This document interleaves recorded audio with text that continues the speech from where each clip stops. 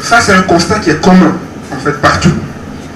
Que j'ai décidé de me lancer dans le développement d'un logiciel pour répondre aux problématiques des écoles que je connais. Pourquoi je dis constant? Parce qu'il y a des problématiques dans les écoles, aussi bien en Europe qu'en Afrique. Il y a 3 changements majeurs. Le premier changement, ce sont les générations, les nouvelles générations, qui sont très différentes des générations précédentes. Le deuxième changement, ce sont les technologies. Et le troisième, c'est la société elle-même. L'éducation au Bénin à l'ère du numérique. Comment mieux gérer les flux de données dans les différentes écoles en les adaptant au siècle présent? La réponse à cette question, Michael Mazou, ingénieur en télécommunications, l'apporte à travers son programme MyBeatus grâce à une digitalisation du processus de gestion et de formation. À Bénin Royal Hotel, ce vendredi 1er juin 2018, il a présenté au cadre de l'enseignement l'intérêt d'un tel logiciel. Première nouvelle, MyBeatus dotera toutes les écoles qui utilisent la plateforme d'un site web. Et sur le site web, il y a un bouton qui lui permet de s'inscrire dans cette école. Et là, il voit la liste des événements que l'école a décidé de rendre publics. Et ensuite, il a cliqué sur inscription et il commence à rentrer ses données. Donc il y a la localisation géographique de l'école qui est visible. L'initiative mérite d'être saluée en raison de l'importance pour le Bénin de disposer d'une gestion moderne et efficace de l'ensemble de son système d'éducation et de formation. Nous souhaitons bon vent à la plateforme MyBeatus et je vous remercie pour votre aimable attention. MyBeatus est la plateforme qui vous permet d'accéder au plus haut niveau, au plus haut standard de l'éducation, partout où vous êtes, quel que soit votre background, quelles que soient vos situations particulières. C'est cela notre ambition. C'est une plateforme internationale qui couvre tous les pays du monde. Dans tous les pays du monde, on peut se connecter sur MyBeatus et créer des comptes. Aujourd'hui, nous démarrons la phase d'entrée dans 3 pays.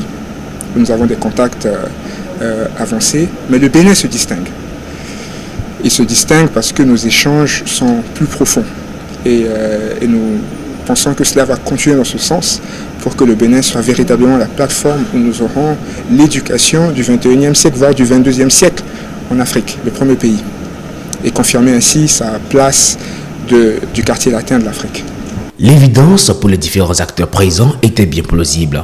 L'avenir de l'éducation et de la formation au Bénin passe indubitablement par la digitalisation des structures de gestion des établissements.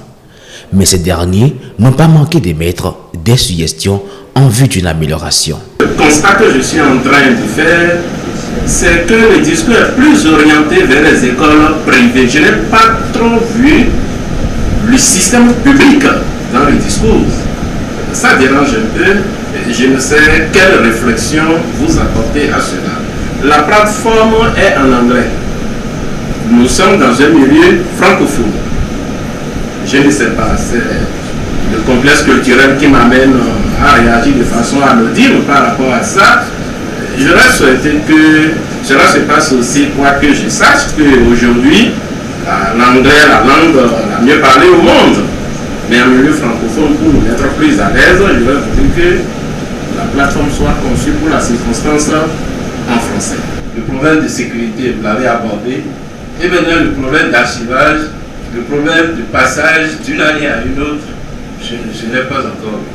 L'occasion était tellement belle de vous montrer l'expérience, à quoi ça ressemble, et nous n'avons pas toutes les traductions en français. Plutôt que de vous montrer l'ensemble des modules avec la moitié traduit, la moitié non traduit, ou avec des corrections qui n'ont pas été encore revalidées par le traducteur, nous avons préféré présenter que la partie en anglais, mais le travail de traduction a tout être fait. Et je regrette qu'on n'ait pas une vidéo où on vous montre le bouton qui vous permet de basculer en temps réel d'une langue à une autre. C'est-à-dire que même si vous travaillez en français, vous pouvez choisir un bon matin de passer en anglais. Et le jour où on aura le MINA écrit, vous pourriez choisir à un moment donné de basculer en MENA. Je suis assez satisfait de cette plateforme. Je pense que si beaucoup d'écoles, beaucoup d'établissements l'adoptaient, cela permettrait de mieux gérer nos formations, parce que c'est une plateforme qui prend en compte aussi bien les ressources, toutes les ressources qui interviennent dans le domaine des formations. Moi, en ce qui me concerne, c'est le côté université.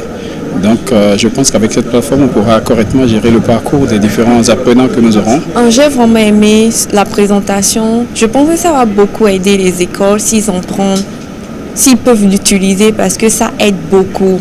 J'ai vu qu'il a beaucoup pensé à tout, à la gestion et au même moment aux élèves, comment gérer les élèves, comment gérer la note, parce que ça permettra aussi à l'élève, quand il verra sa note, là où il est fort, là où il est faible, il verra le premier trimestre, en même temps le second trimestre, il pourra comparer, là il pourra beaucoup faire plus d'efforts ou pas.